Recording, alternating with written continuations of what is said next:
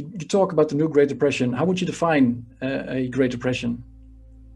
Well, it's a good question, and it's kind of points to the distinction between a depression and a recession, and there are two different things. Recession, people are familiar with, economists use the term all the time, and it has a numeric definition. It's two or more consecutive quarters of declining GDP. There are a couple other factors that go in, but that's the basic rule of thumb. So two consecutive quarters, two or more of declining GDP, that's a recession. And of course, we had a recession, at least in the United States, actually probably most of the world, in the first half of 2020. First quarter and second quarter were both down, and there's the recession. So the third quarter growth was quite strong. It didn't come all the way back compared to what was lost in the first half, but it was strong. And so that you could argue that the recession was over by July of 2020.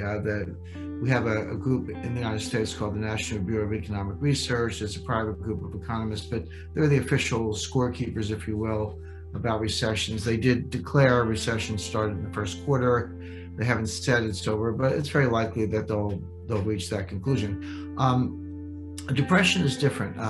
Economists, first of all, don't like the word depression because it's more subjective. It's not as quantitative. It involves a lot of almost psychological, behavioral variables, if you will. But depressions are real. They happen, and we're in one now. But economists just don't like to talk about it. They've kind of banned the D word, as I put it, from the vocabulary. So a lot of people assume that if a recession is 2 quarters or more of declining GDP, and a depression sounds worse, that must be 10 quarters of declining GDP, some really horrible economic outcome. And that's not the definition. You can actually have growth in a depression, but the point is it's depressed growth. It's growth below trend, below potential. And for that matter, I think you could make a good case that we've been in a depression since 2008. You look at the recovery. Okay, we had a recovery from 2009 to 2019. It was the longest expansion in U.S. history, but it was also the weakest expansion in U.S. history. The average annual growth during that entire 10-year period was about 2.2%, whereas in all recoveries post 1980, the average recovery was 3.2%. So there's an example where you had growth, but it was a full percentage point below trend, below what we had done previously. If you go back even further to the end of World War II forward, average recoveries were closer to 4.5%. Yeah. So if that's the potential in a developed economy and you're growing at 2.2, that's depressed growth.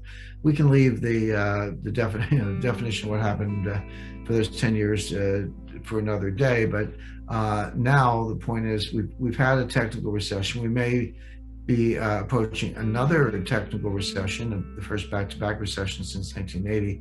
But that aside, we're in a period of depressed growth. We won't recover 2009 levels of output until late this year at the earliest, maybe probably early 2022. And this will persist for not just years, but for perhaps a decade or more. This will be intergenerational in its impact. So that's what I mean by depression. I did an interview the other day, and I said this, could be or appeared to be worse than the Great Depression. And the person I was interviewing with said, well, hold on, the Great Depression, they recited some statistics since it hasn't been that bad yet. I said, well, you're missing the point. Those figures from the Great Depression took 4 years to play out. We've only been, or in some ways 10 years, if you go all the way up to 1940, we've only been in this for about a year. So let's, call me next year, the year after, see where things stand. But in my view, we're in a new Great Depression. It will persist. Will have intergenerational effects and will be very, very difficult to get out of. Even periods of growth will be very weak growth. Yeah, because I can imagine a lot of people think about high unemployment rate, for example, if they think about the Great Depression.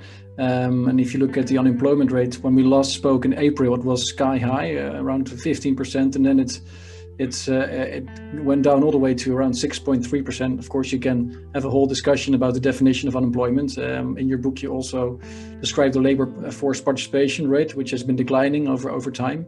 But just purely looking at the unemployment rate, it seems like we are in a much better state now, purely based on that number than we were when we been dropping steadily since really since the late 1990s, but more steeply since 2008.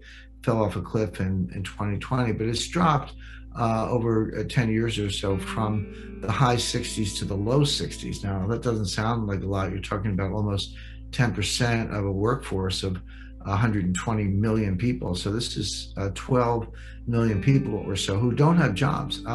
But we're not talking just about, early retirees or baby boomers or, teenagers or others. These are